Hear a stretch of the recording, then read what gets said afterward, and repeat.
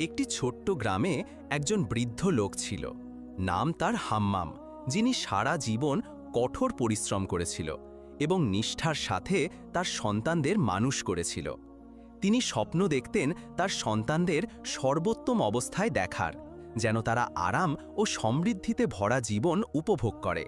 কিন্তু তিনি জানতেন না যে দিনগুলো তার উপর কঠোর হবে এবং এমন সময় আসবে যখন তিনি নিজেকে তার সন্তানদের কৃতজ্ঞতার মুখোমুখি দেখবেন। তারা আর তার প্রতি যত্ন নিত না, বরং তাকে একা ফেলে দিয়েছিল। হাম্মাম বৃদ্ধ কাঁপা হাতে দরজায় টোকা দিল। ভেতর থেকে হাসি ঠাট্টার আওয়াজ ভেসে আসছিল। ইফতারের সময় ঘনিয়ে এসেছিল।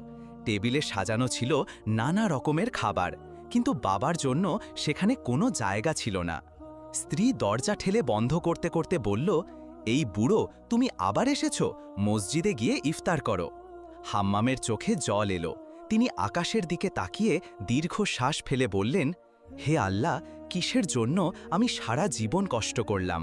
হাম্মামের জীবন ছিল কঠোর পরিশ্রম আর ত্যাগে ভরা। তিনি ছিলেন একজন সাধারণ গ্রাম্য মানুষ, যিনি তার যৌবন উৎসর্গ করেছিলেন সন্তানদের আরাম ও সুখের জন্য। তিনি ও তার স্ত্রী দিন-রাত মাঠে কাজ করতেন, কষ্ট করে টাকা জমাতেন যেন সন্তানরা ভালো খায়, ভালো পোশাক পরে এবং সম্মানজনক জীবন যাপন করে। কিন্তু যখন তিনি বৃদ্ধ ও দুর্বল হয়ে পড়লেন, তখন সেই সন্তানরাই, যাদের জন্য তিনি জীবন দিয়েছিলেন, তাকে ভারী বোঝা মনে করল। তার দুই ছেলে ছিল, হিজাও আর সাকার।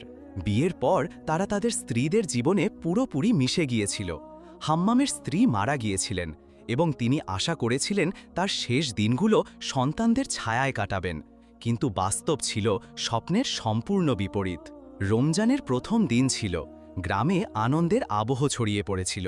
সবাই সেহরির জন্য প্রস্তুতি নিচ্ছিল।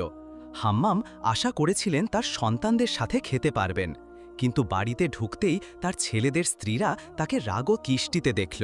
বড় ছেলের স্ত্রী কঠোর স্বরে বলল, এই বুড়ো, এখানে তোমার জন্য কিছু নেই, মসজিদে গিয়ে খাও। হিজাও চোখ ফিরিয়ে নিল, আর সাকর তাকে এমনভাবে দেখল যেন সে অপরিচিত।